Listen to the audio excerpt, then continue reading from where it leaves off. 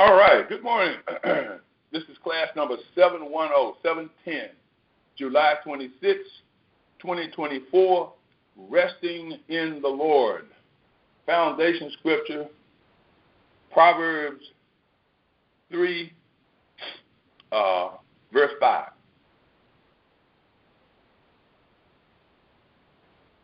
Interesting thing this week, my mind, that's a good word to use too. I had been meditating on the mind. And I just been thinking about it and what have you. And one day, I don't know, I can't remember, today is what, Thursday? So it might have been like Monday. I had gone jogging and I was thinking about the mind. I was jogging around the pond, thinking about mind. And I come back home, and someone just said, why don't you look up the Aramaic word for mind? So I went in and Googled Aramaic word for mind. And it says, we don't have any, but we got the Hebrew.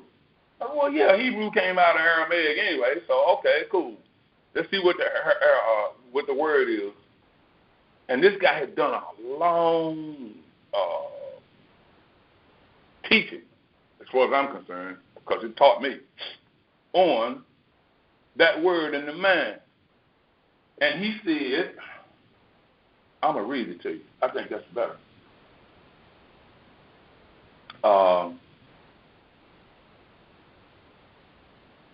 Here it is, right here. It says, the Hebrew word for mind caught me off guard.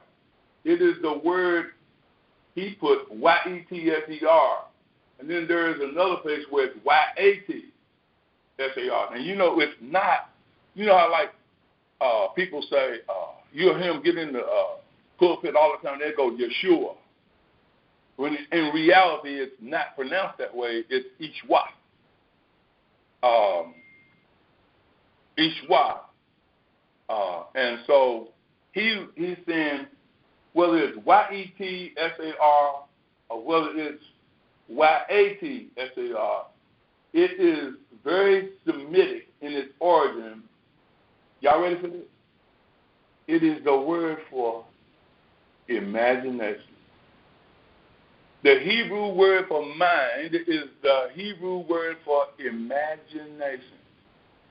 Wow, imagine that. So every time you're talking about your mind, you're talking about your imagination. I'm like, so no wonder all this stuff we call bad or evil, or that's a better word for it is unwanted, comes from imagining it happening. And you go, well, I don't always, I'm not imagining, having a hard time. And as my grandson used to say, yes, you are. Because if you're thinking about a hard time, that's dropping in the imagination and forming an image. Isn't that wild? Without you even thinking about it. It's the rumbling that's going on down under everything because your imagination is mine. The thoughts are running around in there. Why? That's the only reason Paul said, think on these things. The good, that which is precious, that which is prosperous.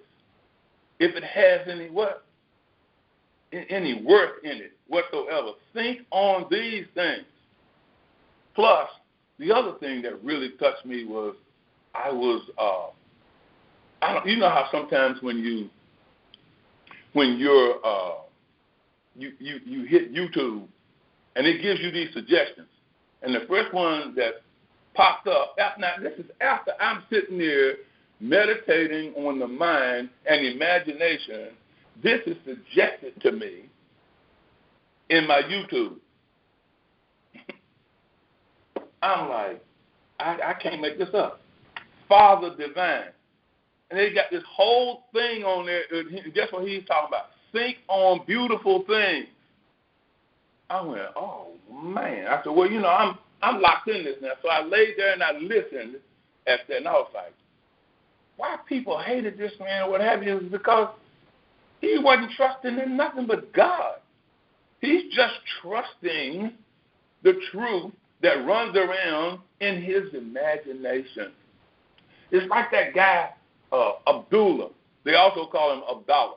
He is the guy who mentored Neville Goddard. But you didn't hear a whole lot about Abdullah, but you heard everything about Neville Goddard. Why?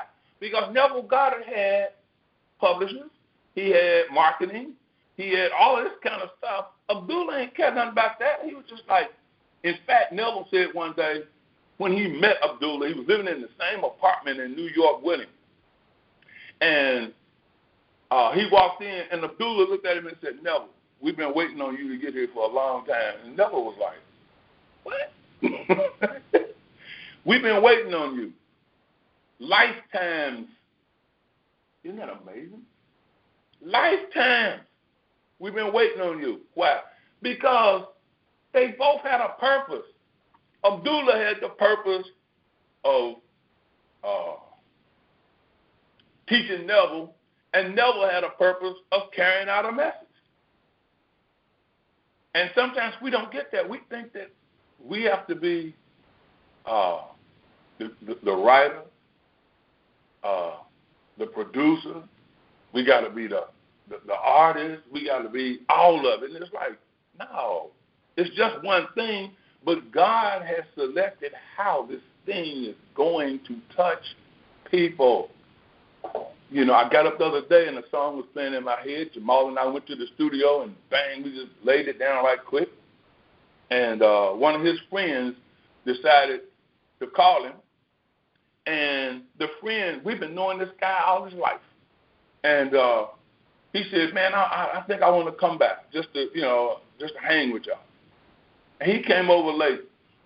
And, man, I got home at 4 o'clock that morning. And we had been in there, and Jamal was like, this is great because he said, I don't want everything. And this is profound. I don't want everything to sound like me. So if I put something in here like this, he was like, Warren, you could play around it. He said it'll take on a different vibe. Now we know vibe is what? The beginning of the word, what? Vibration. So it'll take on a different vibe. Everything won't sound like me because Warren does not play like Jamal, but both of them are very good. Then we got a friend named Alvin, and if he comes in and starts playing guitar around it, you know, it's like camp meeting. You know, everybody has something to offer. But most people, what are they focused on? How much am I going to get paid? That's where most people are. Abdullah ain't caring about that. And Neville would say, wow, when you see Ab, he called him Ab. He said, wow, he said, this guy never cared anything about any kind of money. He always had. He just manifested whatever was always needed. I'm going to show you why in just a second. See, remember now the title, Resting in the Lord. So, we know that the word, I don't even know how to pronounce it. I'm going to go look up a little bit how to pronounce it. But if Y-E-S-H-U-A is Ishwa, this, in Aramaic, this would be Yasar or something like that. Okay, E. But it's always E. It's not Y. It's E. Yasar. I could be wrong, but I'm headed in that direction anyway.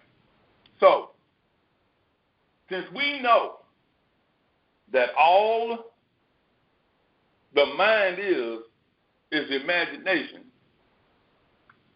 then what did creation look like to God?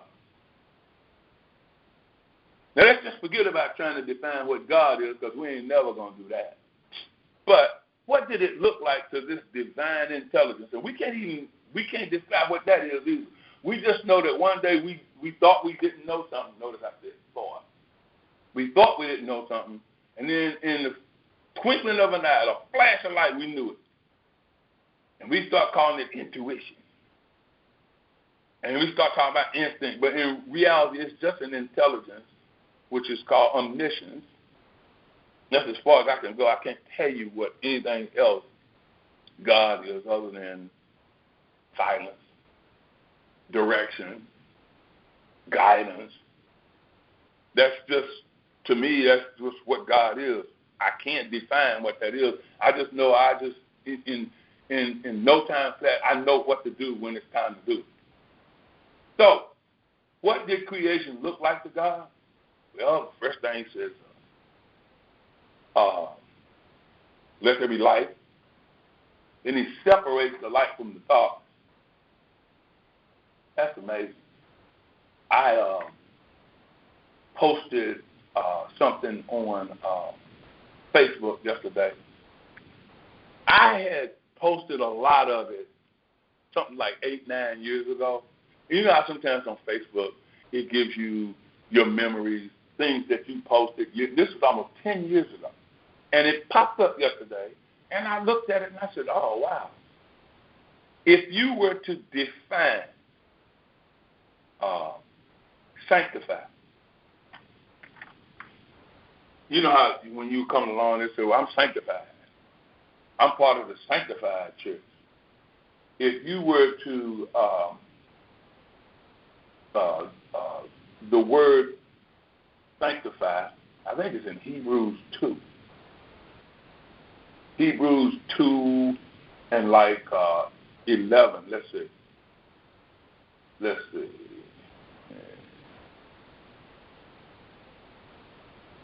He says,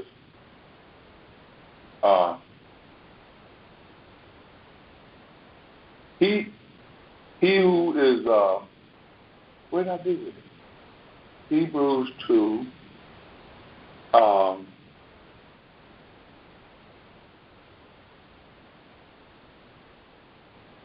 thought it was 11.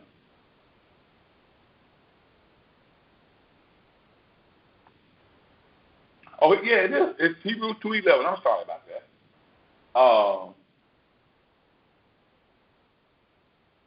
10, verse 10 says, and it was meet and proper for him in whose hand is everything, and for whom are all things, to bring many sons to glory, so that the very things of their salvation, they are made perfect through suffering. People don't want to hear that. I'm made perfect through suffering. But that is the truth, because when you are able to see that the suffering is the lie, and I overcome the suffering by way of knowing the truth, I'm made perfect. That means complete. Now listen at verse 11. For both he who sanctifies and those who are sanctified are all of one origin. For this reason, he is not ashamed to call them brethren. Y'all get that? He who sanctifies and he who is sanctified, they are both of the same origin. So when I say I am sanctified, and who sanctified me, that's pretty clear to me. I am sanctified. And he who sanctified me is the same that I am. We're of the same origin. Now, what does sanctified mean? It means what? To separate. It's the same word for hallowed.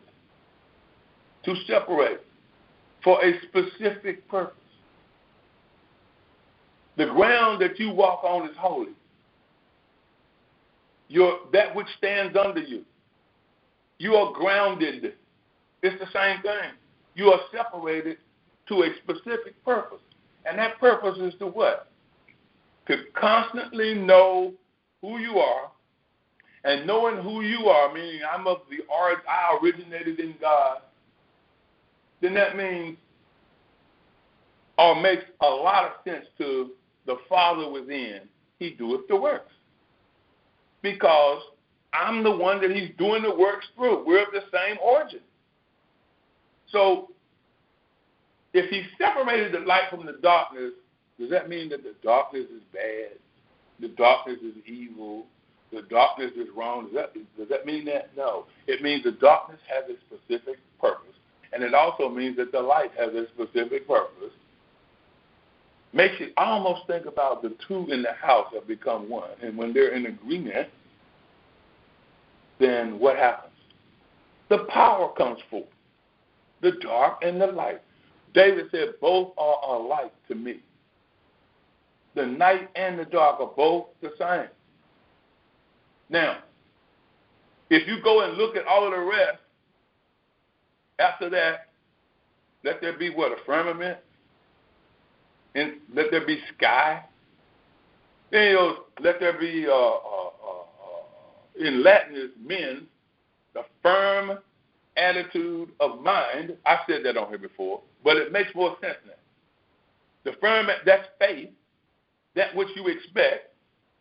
So now what's going on here is, what does that look like? What does a firm attitude of mind look like to the originator?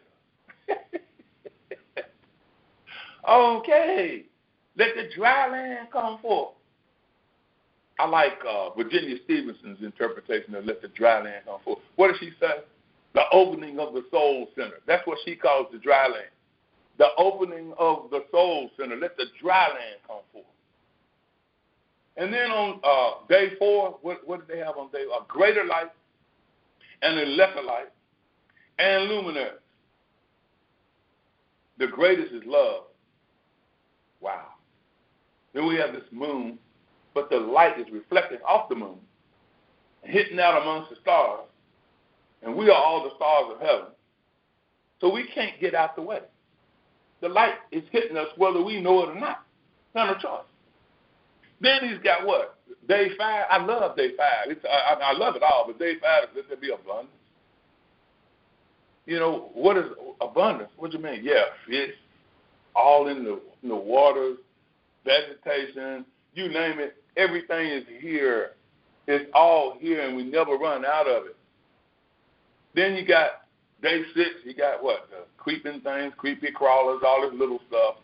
Then he comes to the crown of creation, and he goes, let us make mankind. And the word they use there in Aramaic is humankind. And let them have dominion over everything. Well, why do you have dominion over everything? Because you originated in God, who has everything. That's why it makes sense that Paul can say all things are yours. Everything. I don't care what it is. So can't nobody take anything from me. It's all there. So we're looking at mankind, male and female. He ain't talking about no gender. He's talking about all good.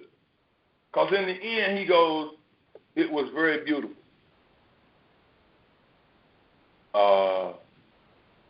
So how did he know it was very beautiful? He saw it in his mind. Intelligence has imagined everything to be beautiful. And everything that has gone on in that imagination, you know what, I can't imagine it, whatever God is, or some intelligence sitting around trying to figure out how to imagine something. That's crazy. You don't have to sit down and try to figure out or come up and struggle, like right now, I'm going to say this. My mind is constipated, so I'm going to strain and come up with some image that I'm going to try to make come to pass. No. Imagination is imagining what already is. Isn't that amazing? It already is. God already did it all. So my imagination is,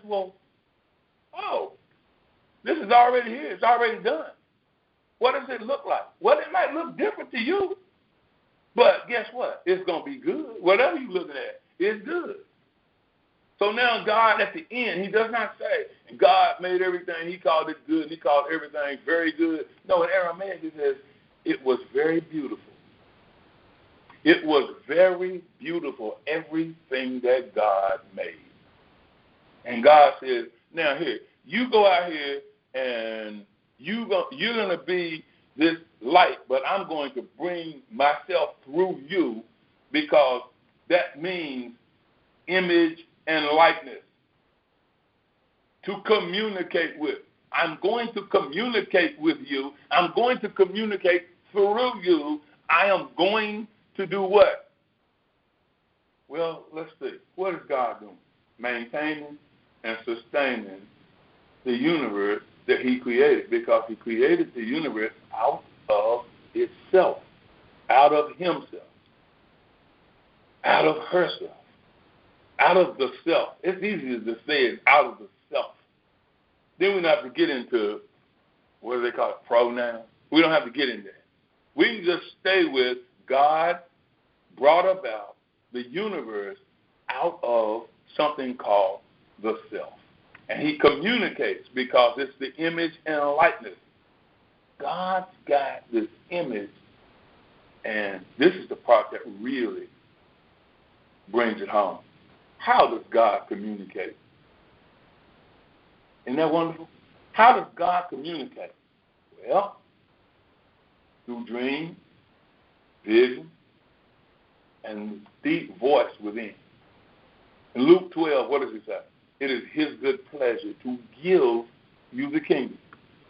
Constantly giving you the kingdom. What the word for kingdom in Aramaic, what does it mean?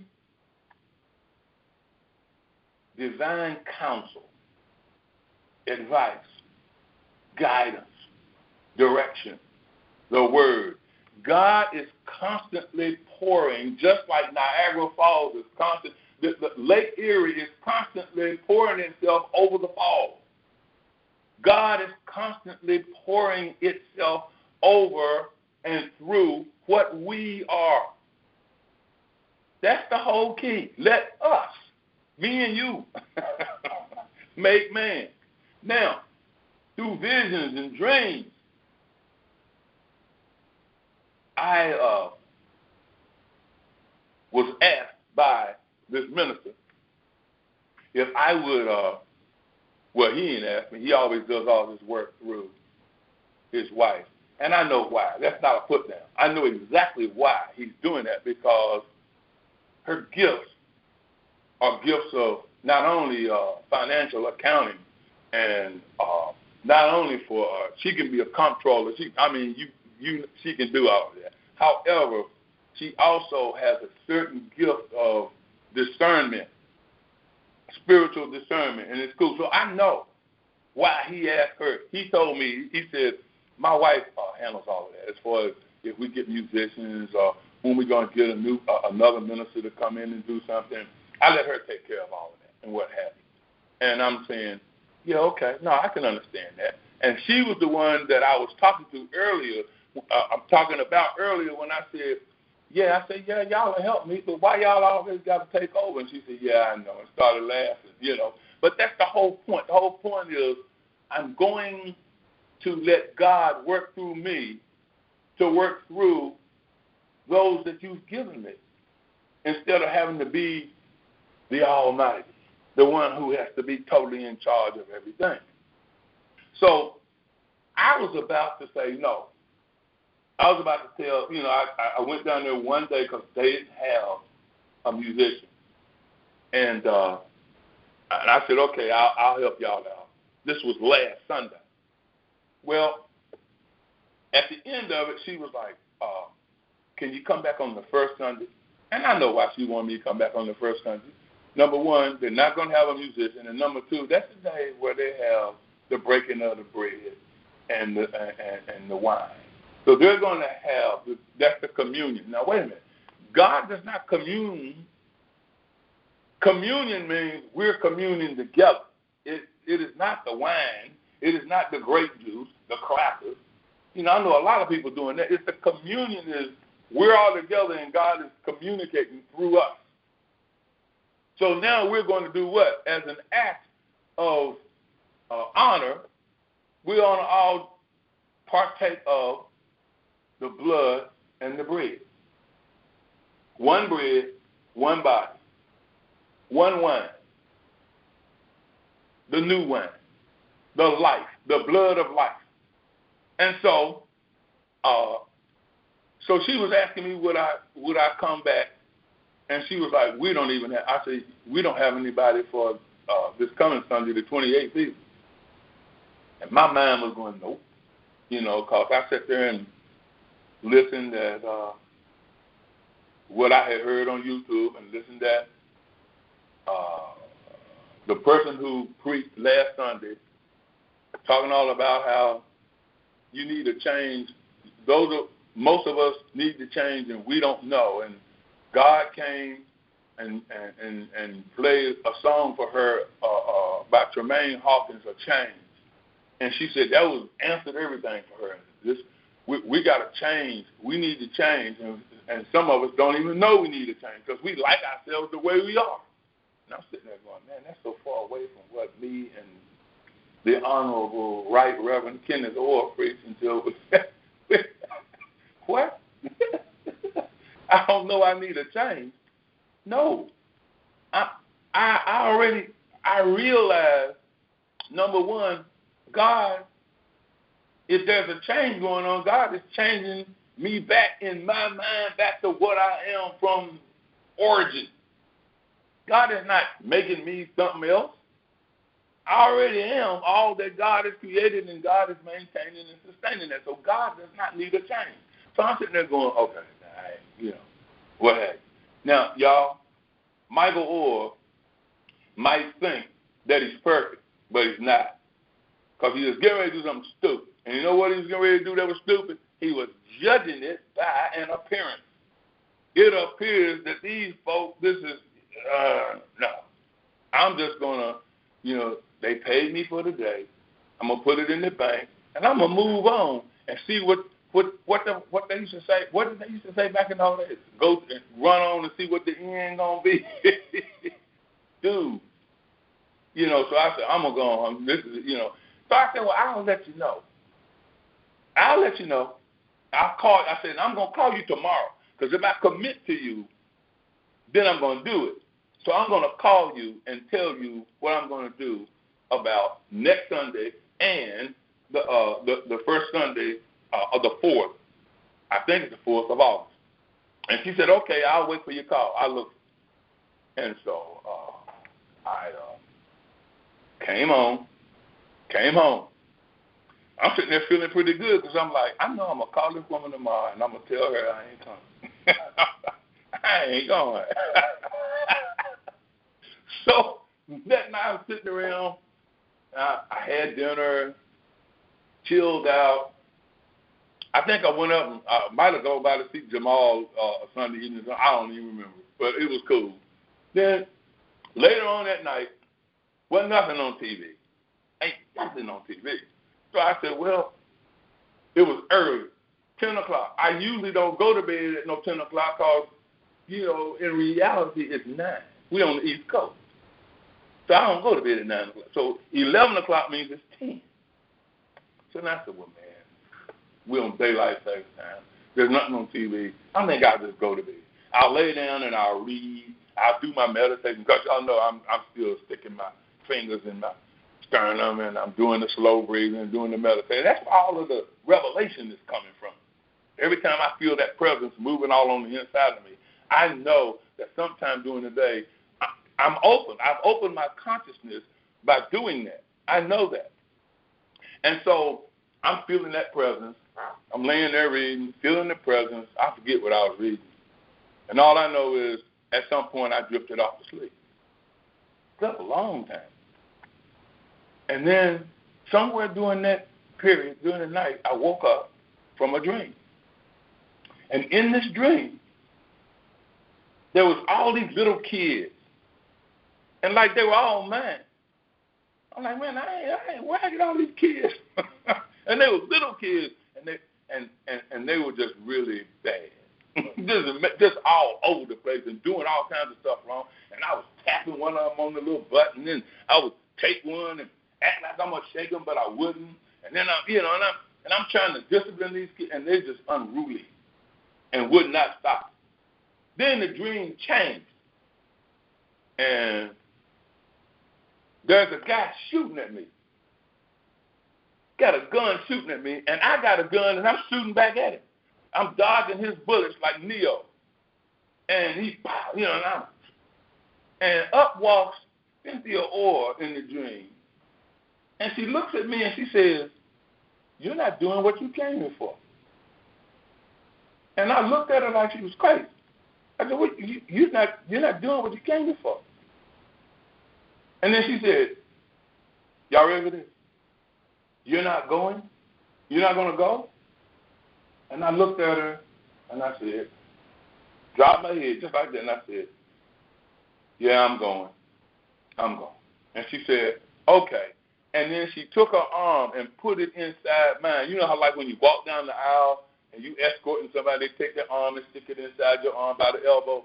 She put her arm, and we walked off and started going, like, off into wherever we were going. And I woke up, and I knew exactly what that meant. You're getting ready to do something stupid. I'm coming here to help you. You know, you're judging by an appearance. Jesus said the sick are in need of a physician. Can you imagine Jesus saying, I ain't coming over your house, man. Why? Because y'all drinking and smoking. I'm coming over there. Whatever. Give me a drink of that wine. Why? I'm not judging you. And then it dawned on me, well, you know, Rev is preaching to the extent of what he knows. And some of it is entertainment. And, you know, some of it is, you know, Jamal came down there to, he was going to help out with some of the AV and show them some of the stuff that they need because they don't understand it totally. And he got to be all up in it. And then it was, Jamal was playing, I came up and I said, Jamal, you want to try this piano out, man? And he said, yeah, okay. And Jamal started playing and what have you. So here comes Rev over there, right? So Jamal, I said, sing one of those commission songs. Jamal started singing. He said, yeah, all right. Then the Rev, oh, I know those chords. I know those. I heard those chords before. He told me earlier, yeah, you know, like you warming up here. I might break off into a song with you. I said, he should have got that, sir. I warmed up before I came here. Yeah, but you were warming up in your mind. Now, he doesn't know whether I have a piano or not.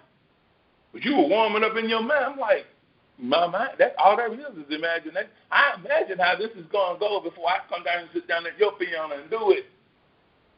I'm not coming there trying to figure out how it's going to go. Why? Because yesterday, I learned a valuable lesson in that. And guess what it was, y'all? Y'all ready for this? I said, I'm going to go out here and get me some of these, those pickled green beans to put them in my salad. So I got this nice 50-50 mix with spinach, and I'm going to put my beans in there. I'm going to put some boiled eggs over in there. I'm going to put some pickled beets in there. And then I'm going to cut up my chicken breast that I already cooked, and I'll put that in there. This is going to be the bomb. Then I got this honey mustard dressing that I'm going to put out. This is going to be it. I could taste it. I knew it was great. I go out to the food line. They ain't got the pickled beans. Then there's a guy out there, African guy, and he's trying hard as he can to help me find them. He's like, we must be out. I said, well, you know what, man? I don't really want to waste a whole lot of your time. And guess what the African dude said to me? No, you're a customer. I'm supposed to help you. I said, oh, okay. So he couldn't find it. Then he went on Google. He went into the store. They got an app in their store about their inventory. And he was like, is it like this? And I said, something like that. Then he went on Google, and he pulled up Hanover 3-bean salad, and he pulled up the Reed, R-E-A-T. I said, yeah, like that. He said, you didn't say 3 bean, man. You said pickled green beans. I said, okay. My man wanted to say, it don't matter. You ain't got it no way, because I was seeing that he looked all over and he couldn't find it. I said, I'll just come back tomorrow. So I bought the pickled beets, and I came home. I'm sitting here, and in my mind, I could hear this little voice going, well, just going up to the White's Market. And I was like, well, anybody could just say, just go to another store. I don't feel like just going to another store. And then the voice said, yeah, but go up to Jamal's house. Because you called him 3 or 4 times, and he hasn't answered. You sent text messages, he hasn't answered. So you know he's probably asleep. So I go up to Jamal's. I get the 3-bean stuff. I stop at the White's. The whole thing was go to Jamal. Because Jamal was supposed to play a job in Upper Marlboro yesterday at 7 o'clock. I get up to Jamal's house. It's 10 minutes to 6, and he's fast asleep. And I'm know where I'm knocking on and he wakes up. I said, it's me, man. He comes to open the door. I come in. I said, man, what is up with you? What time is your gig? 7 o'clock. I said, do you see what time it is? And then I reverted from the chain and went back into being Michael Orr. And dude, you got to do better than this. Then I said, let me take my hind paws home. Only I didn't use the word hind. I'm going home. And I came home. I was mad at him. But then he got it all together. I left. I ain't concern myself with this no more. I'm driving, burning up my gas, coming up here, making sure he gets on, do what it is he's supposed to do.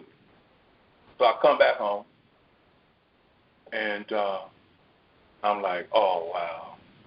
This is amazing. This is absolutely amazing. I get the green beans I want, mix up the 3-bean salad, mix it all up, I do all of that, and then it dawns on me. I go back and I go, oh, wow, man.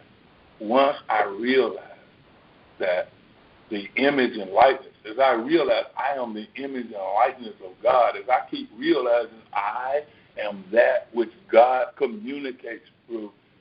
And after I had dreamed, and I had called the lady back and told her that I was coming on this Sunday and the next Sunday. Do y'all know what I did after that? It's the R word. I rested in the law of mind action. Mind action is the imagination. The moment you imagine yourself with it, you stop living the lie. I told you all earlier. We've been living this lie a long time. We keep living like this is how it looks and this is how we live. But in reality, God is maintaining and sustaining its universe.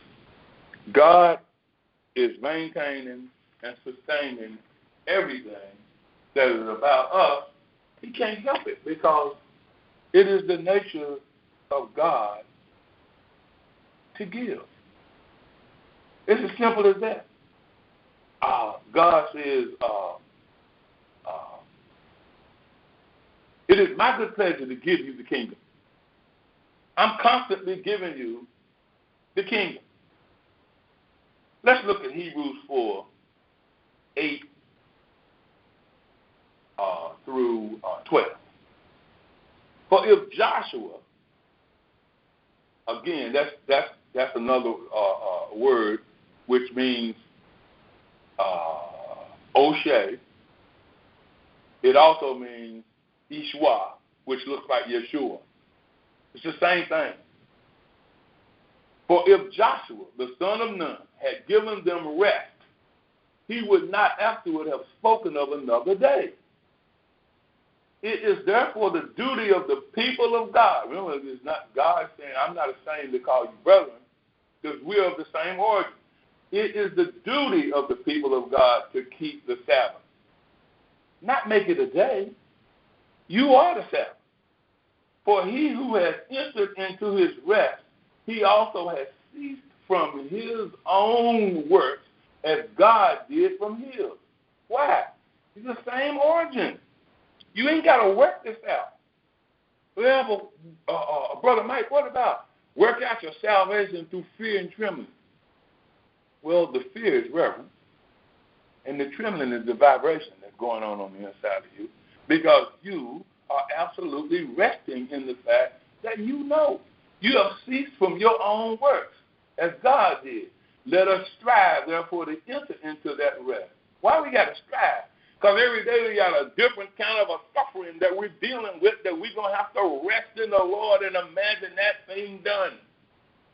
We can't go fighting with it. We've been doing enough of that. Fighting all the time with what? Thoughts. This stuff going on up in the head. So we are going to enter into that rest. Any man fall like those who were disobedient. Disobedient to what? They didn't imagine the thing done. They didn't imagine God has already given me his kingdom. He's given me the guidance. He's given me everything that I need. How do I know that? Well, we used these scriptures last week. Remember? Ecclesiastes, what was it, 3:14 and 15? What do we say? What God does is done forever. Nothing can be put to it, nothing taken away. That which has been is now. That which is to be has already been. God already took care of it. It's already done. It's our imagination which is doing what? We're imagining it not done. That's the disobedience. That's working, doing our own works, fighting with our thoughts. See? So when you ever had a conversation with somebody in your head that you feel, let's just be nice and tactful, they're argumentative. And so therefore you have this going on. And it's going on in your head. That person ain't even thinking about you. And then when they think about you, they go, wonder why I feel like this about Michael Orr. What? They don't think he must be talking about me right now. But I heard somebody say that. You know what? They must be talking about me right now. So, why else would they be on my mind? They're on your mind so that you can forgive what you think about them. That's why they're on your mind. I'm serious. Isaiah 60, verse 1, arise. That's the song Jamal and I were writing the other night. Arise, shine, for your light has come. The glory of the Lord is rising upon you. Isn't that great? Isaiah 65 and 24. Before they call, I'll answer. Before they speak, I have heard. Why? I prayed in your name. Greg Braden broke it down from the Aramaic.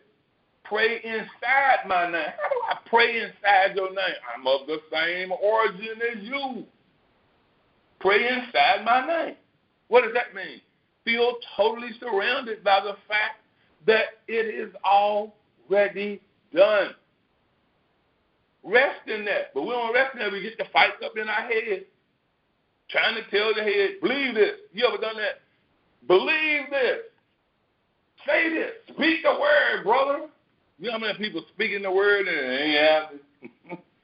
You know why people pray and don't get what they pray for, or they speak and don't get what they speak out to get? You know why they don't get it? Because they already got it.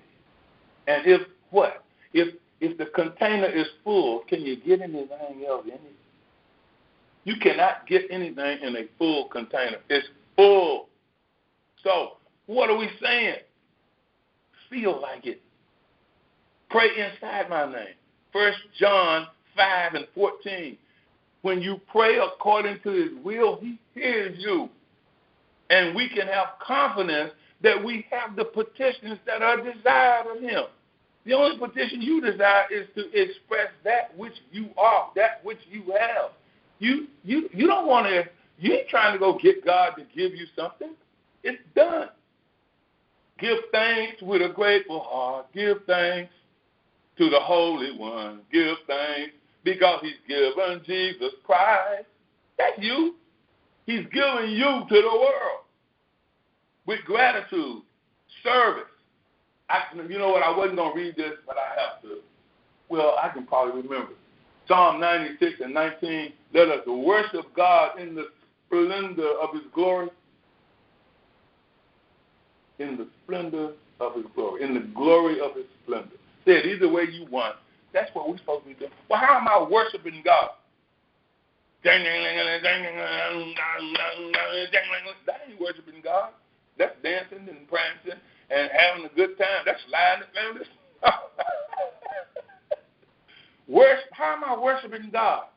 I am resting in the Lord, the law of mind action, the law of creation, the law of imagination. That's worshiping God. I'm in agreement with God. I'm one with God. That's worship. Worship is we have come into the light. How many people you know doing that? Lift up holy hands. Come on, Dana. Name and word. How many folks doing that? That's not worship. That's the out-picturing of worship. How many times have you done that and didn't really want to do it? You ever been to church and didn't want to do what they were doing? You got up on the wrong side of the bed that morning. Well, I'm going to church. And you get down there and they down there. You don't know like I do what he done for me. And you sit up there going, he ain't done nothing for me today. I ain't feeling this, bro. You know what I'm saying? But had you gotten up and done your little meditation, I ain't going to put y'all on the spot. Don't worry. I know Reverend Orr going to have the question of the day, especially he going to have it for Dana in a few minutes. But I'm telling you, I ain't going to put you on the spot. I ain't going to ask y'all how many of you waking up in the morning before you do anything. You going into the meditation exercises and you touching yourself in the sternum and you're inhaling for 5 seconds and you're exhaling for 10, maybe 15, depending on how long you can, and you just waiting, patiently wait. What you waiting on? The presence of God to do what? Once I feel the presence, I can rest. I can rest. Why? Because when I do that, I imagine myself feeling the presence of God. And I know that whatever is necessary for me today is all filled in. It's done. So I am what? Resting inside the name. Resting inside the presence. Resting in the Lord, the law. I am inside my mind, inside my imagination. I'm resting in the Lord. Because the things that I imagine with feeling, they're just popping in. And sometimes they're not what they need to be. I don't need that. What do I need? I need to be able to just rest. And watch this now. The only change that needs to happen with me is stop thinking about stupid stuff. Stop thinking about stuff that just you don't want. Stop thinking about unwanted stuff. That's the change. What am I going to do? I'm going to think about beautiful things like Father Divine said. Why? Because God said, it is very beautiful. Everything is beautiful. The song I'm writing, I woke up this morning, and there's this song going on in my head. And I could just hear it playing and hear it, and I got up. And then I got a title, Love Waits for Me. Love waits for me. Everywhere I look, everywhere I be. And then I'm sitting there and I went and I could play it. I imagined it. I could play it. So then, what did I do? I went to my helpmeet, Jamal. Y'all thought I was going to say Cynthia, didn't you? I went to Jamal, and I said, what? And I played it for him, and I said, what do you think? He went, oh, that's nice, man. Oh, yeah, that's real nice. Well, I knew he was going to say that, but again, you got to be in agreement. Sometimes you just, I imagine him saying, this is cool. This is nice. So then I am going, y'all will be able to say, you heard it here first. Won't be no lyrics, but see if y'all can hear this.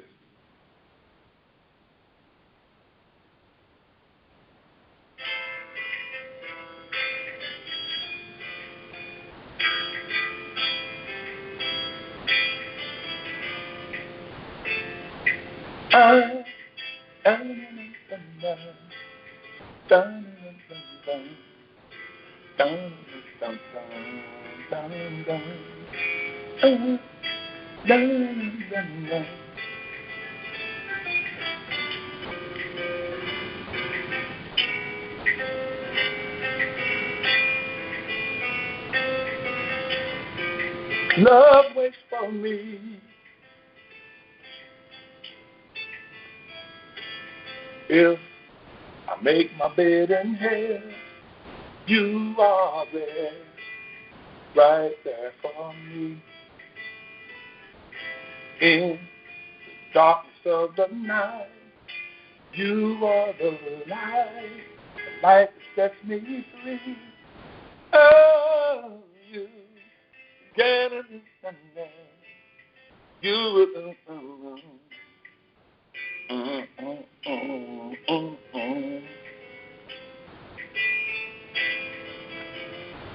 Your love waits for me. Love waits for me. Could y'all hear that okay? Love waits for me. I didn't have any of those lyrics. All I know is I imagined the thing coming out all right. I could hear all of that going on. And then I said, wait a minute. What David said, if I make my bed in hell, thou art there. If I go to the uttermost parts of the earth, you're there. No matter where I go, you're there. Why? Love waits for me. Rest in the Lord, in the law of mind action, the imagination. Amen. And so it did.